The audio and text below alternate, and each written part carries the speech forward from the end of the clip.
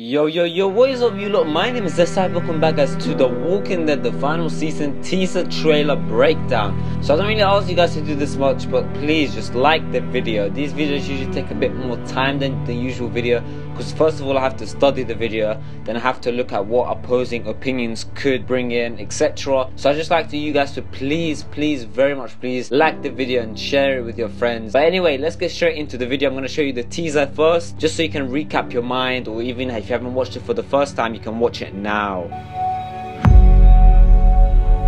We haven't seen anything like you in ever. Kids are safe here. We make sure of it. I've always taken care of myself. Can we stay here? It's hard to trust people sometimes. Places change, so do people. Clem, you're in danger. You and AJ both.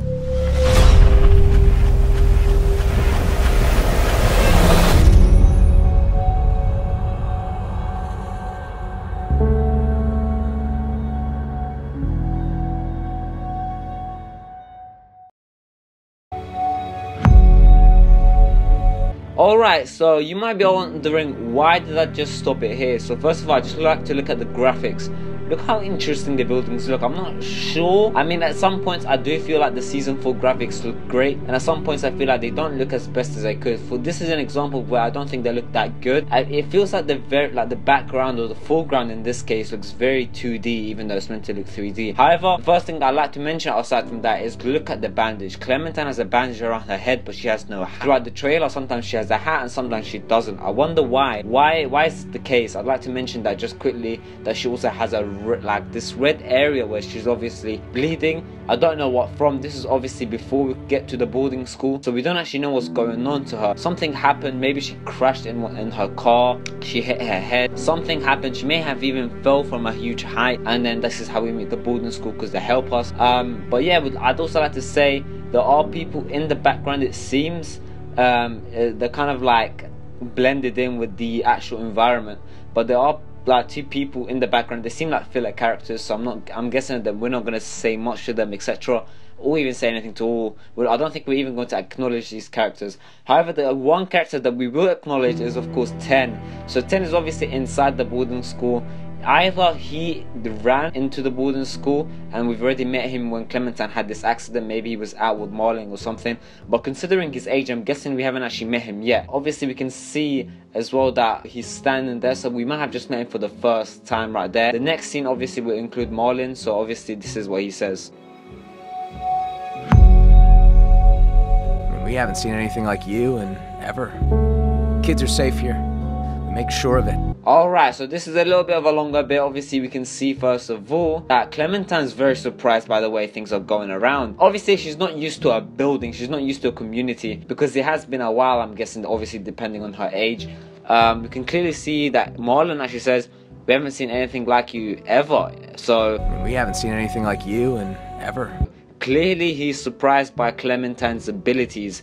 I'm guessing this is where the choice will comes up with something along those lines, where you can say you sound surprised, sure I get by, or my car would disagree. We have seen the choice wheel before when we met Marlon, so I'm guessing where this would actually link in. Is this after or is this before this conversation? Obviously we can see that Clementine's touching the walls, obviously getting a feel for the place. In terms of environmental changes, we can see the vines have been overgrown. There's like green stuff on bricks and stuff, which means like in terms of maintenance it hasn't actually been maintained properly, just because it actually suggests that the building itself hasn't been looked after properly, which could mean the boarding school is actually a new innovative group. It's a new community even. It's not been going on for a long time, this whole boarding school idea. The whole group of the boarding school clearly haven't like cut down the leaves, etc. Maybe they don't need to. Later on we do see the label. So I mentioned label before in one of my previous videos where I said, is the boarding school evil? You can go on my channel and you click on it and you'll see it. It's a very good video. Labor could be involved, so obviously we can see labor here. Labor, so obviously people are doing stuff. We had labor in Carver's camp. Pretty sure there was labor in New Richmond. This is how a community thrives. Now, labor usually has connotations with a bad dictator usually. Like, you know, you have ideas of forced labor, which is almost like slavery really. So labor in this case, I wouldn't say it's a sign of Marlon being a bad character. I know I have said before that Marlon could be seen as an evil character who, you know, has forced labor, etc. really, but this is just a case of a working environment, a working community that helps each other day by day to survive and thrive in this zombie apocalypse. Just help the community to survive and to protect themselves. Kids are safe here. We make sure of it. Kids are safe here. We make sure of it. Marlon actually says the kids are safe, so it just kind of shows his leader ability, and you know, he always says the kids are safe, and so clearly the fact that the kids are there, and you know, Marlon's obviously a very much confident person in what he says, clearly he's got something to prove. I've always taken care of myself. Can we stay here? So before we go into AJ's part, I want to mention the part where Clementine says, I've always taken care of myself. This is very true, of course. We have seen since season 2 really that Clementine has taken care of herself. You know, in season 1 obviously she had Lee who took care of her, but after that it was always Clementine. Yeah, sure, she's had Kenny and stuff like that who taught her lessons, but they've also taught her to look after yourself, Clementine. You're first. You are the first person. We do see like a wide shot of the characters. So we see Marlon, he's kind of leading the group. We see Lewis, and I'm guessing Violet, maybe not Violet, it just depends, I don't know. In the background, Clementine's in the middle, and there's a character to the right of Marlon who I'm not sure we've seen before, so that's going to be an interesting guy we actually kind of meet. I'm guessing he's also going to be a filler character, just to kind of show the number of the boarding school characters. However, if you have missed it, we do also see the dog. We actually see Rosie there, so you can see that Rosie actually follows Marlon. You know, I'm guessing she kind of sniffs for any bad trouble, any zombies, she scouts ahead,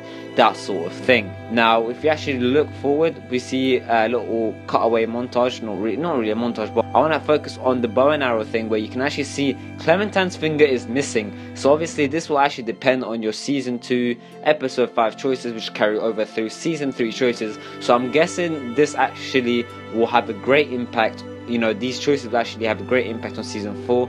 Clementine has obviously been affected, obviously depending by your ending. So if you actually go alone in season 2 episode 5, so if you kill Kenny and then leave Jane, or you know, you let Kenny kill Jane and then leave Kenny, Clementine will actually lose her ring finger on her left hand, and this is obviously very much present in the future.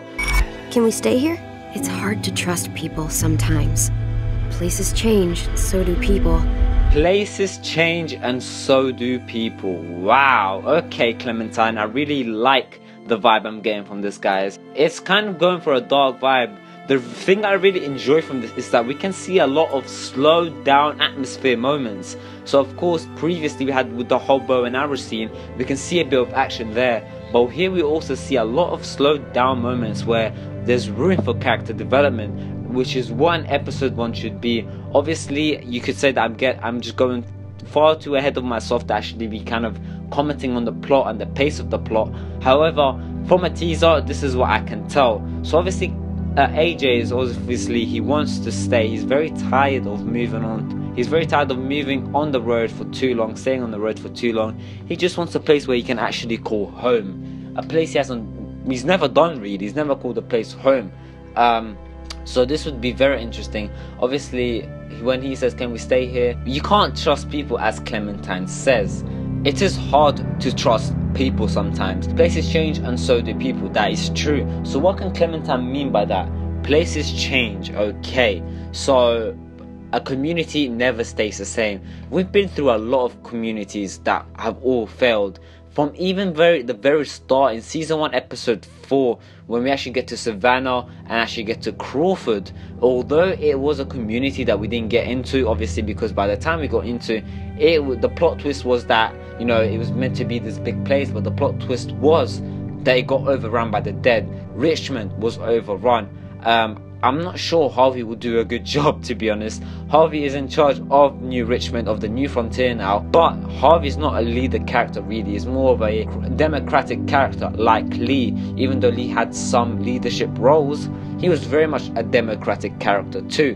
So places change. It kind of shows Lewis here. Obviously you can see Lewis here in the piano. Obviously he wants to preserve the old world, as we actually learn during E3 when Telltale says that Lewis is the character that wants to preserve old world, like art, culture, fashion, etc.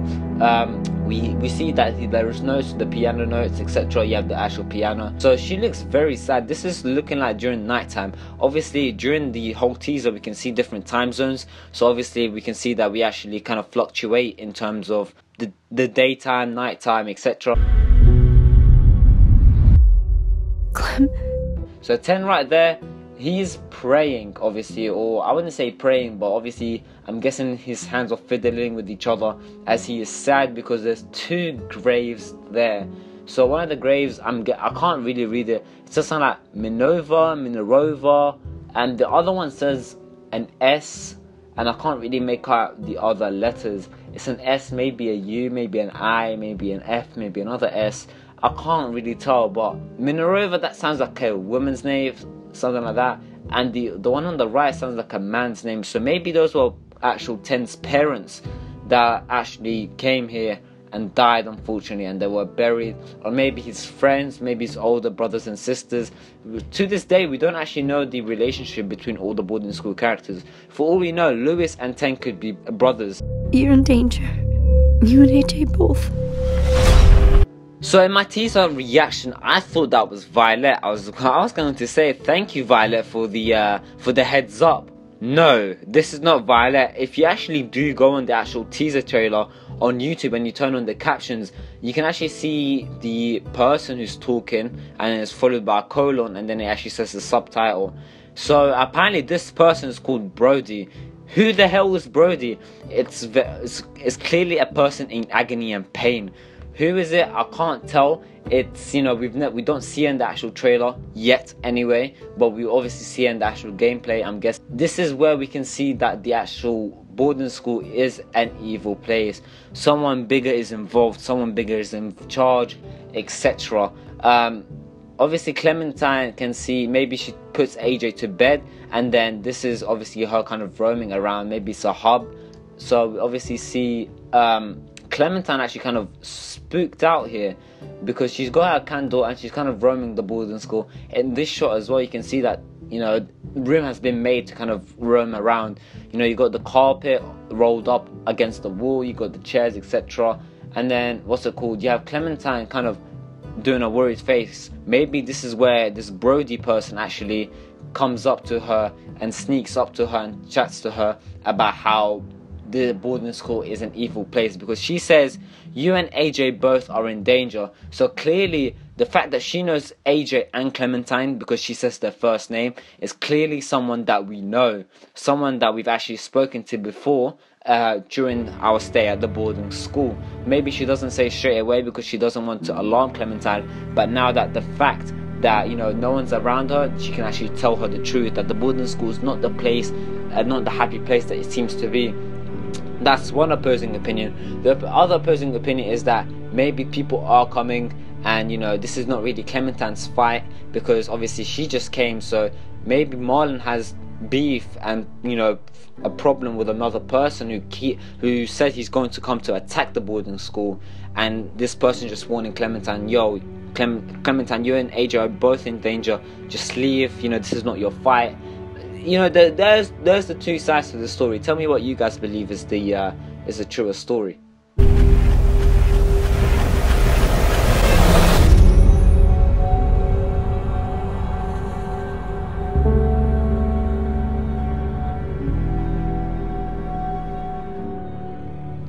Alright, let's just slow down. Here we have Clementine with a flashlight. She's clearly looking around for something, for someone. I don't know, maybe she's just inspecting the place. The next shot is her, AJ, and Violet, who looks very pale in the shot, by the way, hiding behind a walker. Clearly walkers have either overrun the boarding school, or maybe they're outside the boarding school, maybe for some sort of mission. However, the next shot clearly looks like they are in the boarding school with zombies that have overrun. So this just shows me to believe that boarding school will not be a place that we stay in for very long. Yes, these are the boarding school group, but like a lot of times these people don't look like people we're going to actually stay with for a long time. Not the actual community itself. Probably the characters obviously going to stay around the characters, but it looks like we're just getting, we have our bags, we're just packing up. We probably got like medicines, food, water, just survival med kits, etc.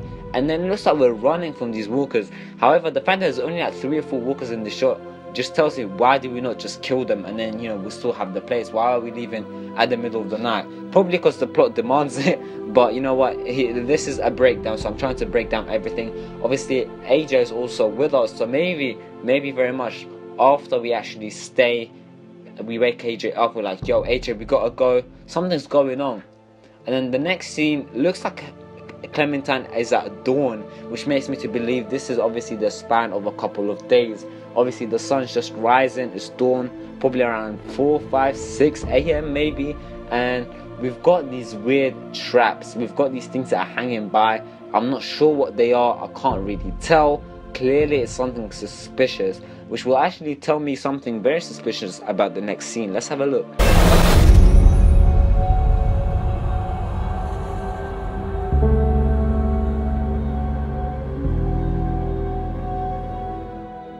We've got Nate, we've got Walter. No, it's not Nate or Walter.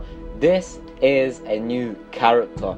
A lot of people said this is Nate because obviously there's a huge resemblance between the two. Someone's actually told me this and I haven't noticed this before. This character's got heterochromia. Heterochromia is basically where you have 2 different eye colors and you're born that way. Nate had both light green, hazel eyes. This guy has a brown eye and like a hazel / grey eye. So obviously here we can see this is not Nate, this is not Walter. Walter died by the way, but he's clearly an important villain. Why? The reason I'm saying villain is because he's portrayed this way. You know, he's smoking the cigar. Obviously this is stereotypical cliche of a villain character. And that is the end, ladies and gentlemen. This is my breakdown video. This is probably one of the longer breakdown videos I've made. This is reaching 20 minutes, so that is amazing how much I've actually managed to talk about this 47-second clip. However, as a breakdown, I try to break down as much as possible. I try to not miss a single detail out. Obviously subscribe, like and comment if you actually guys want more videos like these, and I'll see you tomorrow in a bit.